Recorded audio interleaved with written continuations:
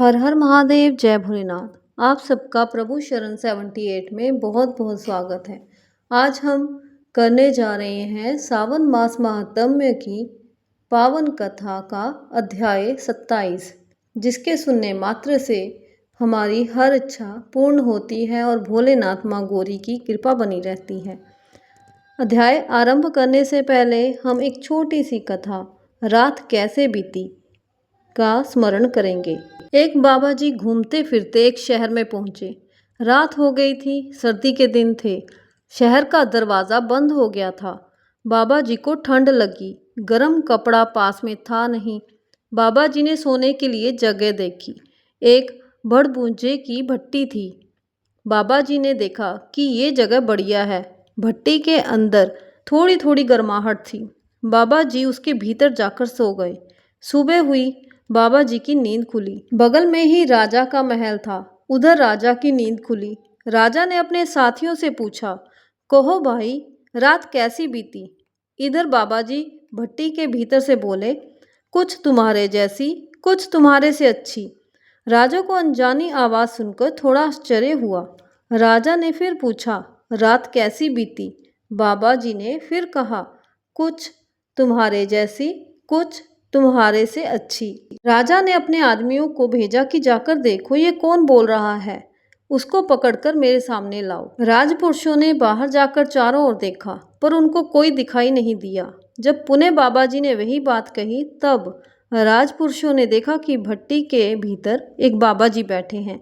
वही बोल रहे हैं। उन्होंने बाबा जी से कहा कि चलो, आपको राजा ने बुलाया है। बाबा जी ने कहा कि मैंने कौन सा अपराध किया है जिसके कारण राजा ने मेरे को बुलाया है। राजपुरुषों ने कहा कि आपके किसी अपराध के कारण राजा ने नहीं बुलाया है, वे तो आपसे मिलकर कुछ बात करना चाहते हैं। बाबा जी भट्टी से बाहर निकले। उनके मुख पर और शरीर पर जगह जगह भट्टी की राख लगी हुई थी, कहीं कहीं कालिख लगी हुई थी। वह उसी अवस्था में राजपुरुषों के साथ चल पड़े। राजपुरुषों ने बाबा जी को राजा के सामने लाकर खड़ा कर दिया।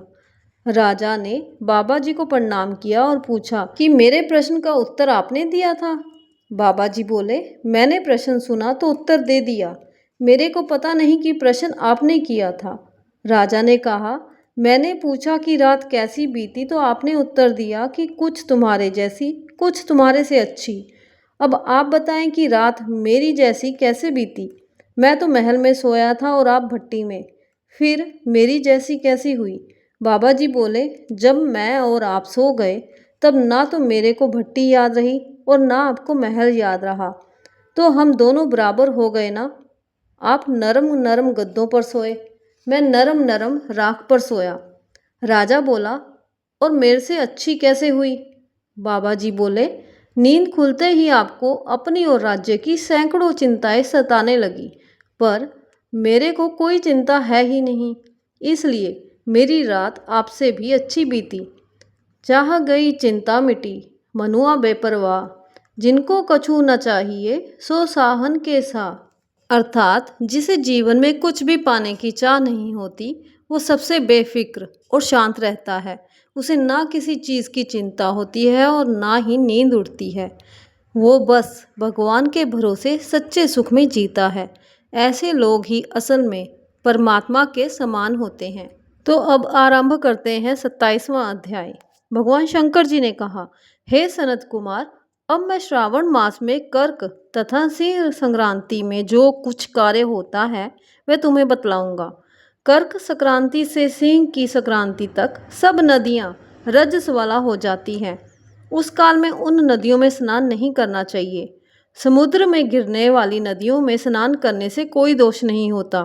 कुछ मुनियों का कहना है कि कर्क संक्रांति से दक्षिण दिशा स्थित भगवान अगस्त्य के उदय काल तक नदियां रजस्वला रहती हैं। ग्रीष्म ऋतु में भूमि पर जो नदियां सूख जाती हैं वे अल्प जल वाली छोटी नदियां तब तक रजस्वला रहती हैं।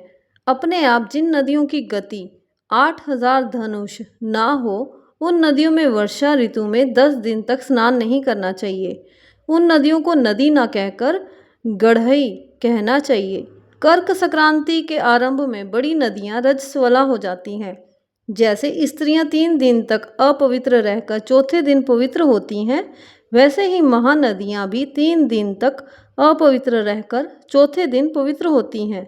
अब मैं उन नदियों का वर्णन करूंगा, तुम ध्यानपूर्वक सुनो। गोदावरी, भागीरथी, तुंगभद्रा, वेणिका, तापी, पयोष्ठी, ये 6 महानदियां विंध्याचल पर्वत के दक्षिण में बहती हैं। भागीरथी, नर्मदा, यमुना, सरस्वती, विशाखा तथा वितस्ता, ये 6 महानदियां विंध्याचल पर्वत के ऊपर बहती हैं। 12 महानदियां देव ऋषि क्षेत्र से प्रादुर्भूत हैं।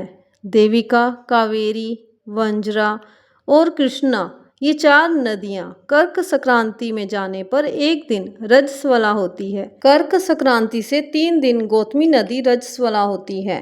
चंद्रभागा, सती, सिंधु, सरयू, नर्मदा, गंगा, यमुना, प्लक्षधारा तथा सरस्वती, ये 9 नदियां एवं नद नाम सुविख्यात शोण, सिंधु, हिरण्य, कोकिल, अर्हित, घग्गर, शतद्रु, ये 7 पवित्र रहती हैं। ये रजस्वला नहीं होती। धर्मद्रवा, गंगा, यमुना तथा सरस्वती, ये सब काल में गुप्त रजो दोष वाली होती हैं। ये सदा ही पवित्र हैं। जो नदी तट निवासी है उन्हें रजस्वला जन्य पाप नहीं लगता। रजोदृष्ट जल भी गंगा जल के मिलने से पवित्र हो जाता है। बकरी, गौ, भैंस, प्रसूता स्त्री और भूमि में नवीन जल, ये 10 रातों के पश्चात शुद्ध होते हैं। जहाँ पर कूप तथा बावली ना हो वहाँ पर नदी का जल अमृत तुल्य है। रजोदृष्ट समय में भी ग्राम निवासियों को नदियों का जल प्रयोग करने से कोई पाप नहीं लगता। अन्न द्वारा जल के निर्गत करने पर भी रजोजन्य पाप नहीं होता। श्रावणी, उत्सर्ग, प्रातः स्नान, विपत्ति, चंद्र ग्रहण और सूर्य ग्रहण के समय रजोदोष नहीं होता। अब मैं सिंह संक्रांति पर गौ प्रसव के फल को बतलाऊंगा।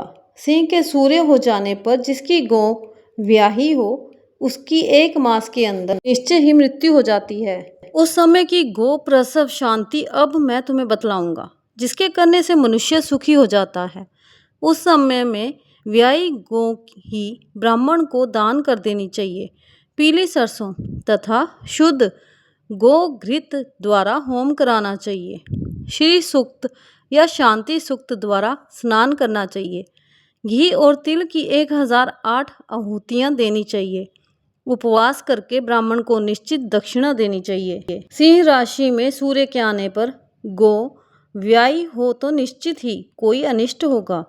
उसकी शांति के लिए ये उपाय करना चाहिए। अस्यावाम, इस सूक्त से तथा तद्विष्टो, इस मंत्र से तिल घी द्वारा 108 होम करने चाहिए तथा मृत्युंजय विधान द्वारा 10,000 हवन करना चाहिए। ऐसा करने से मनुष्य को किसी भी प्रकार का भय नहीं सताता। इसी तरह यदि श्रावण मास में घोड़ी व्यायी हो तो शांति करने से दोष मिट जाता है। अब मैं श्रावण मास में कर्क या सिंह की संक्रांति होने से शुभप्रद दान के संबंध में कहूँगा। कर्क के सूर्य में घृत धेनु का, सिंह संक्रांति में सोने एवं छाते का दान करना चाहिए। श्रावण मास में वस्त्र दान करने का बड़ा भारी फल होता है। श्रावण मास में भगवान श्रीधर की प्रीति के लिए साधक को घृत, घृत कुंभ, घृत धेनु तथा फलों का दान करना चाहिए। मेरे संतोष के लिए इस महीने में अन्य दान भी करने चाहिए। अन्य महीनों की अपेक्षा इस महीने में किया गया दान अक्षय फल देने वाला होता है। मुझे इस महीने से अधिक प्रिय महीना और कोई नहीं है। मैं श्रावण मास के आने की प्रतीक्षा करता रहता हूँ। जो इस महीने में व्रत करेगा वह विशेष रूप से मेरी कृपा का पात्र होगा, क्योंकि ब्राह्मणों का राजा चंद्रमा और प्रत्यक्ष देवता सूर्य है। ये दोनों मेरे नेत्र हैं। अतः उसकी संक्रांति संज्ञा कर्क संज्ञा तथा सिंह संज्ञा हुई। इससे अधिक महात्म्य मैं क्या कह सकता हूँ।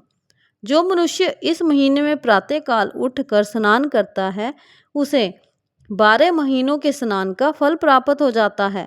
और जो मनुष्य श्रावण मास में प्रातःकाल उठकर स्नान नहीं करता उसके 12 महीनों में किए हुए सभी काम व्यर्थ हो जाते हैं। मनुष्य को ये संकल्प करना चाहिए, हे महादेव, हे दया सिंधु, मैं श्रावण मास में संयत हो प्रातःकाल उठकर नहाऊंगा। प्रभु, आप मेरा ये कार्य निर्विघ्न पूरा कर देवें। मनुष्य को चाहिए स्नान करे, शिव पूजा करे और श्रावण मास का महात्म्य तथा कथा भक्ति से पूरे महीने तक सुनता रहे। इस तरह साधक को पूरा महीना बिताना चाहिए।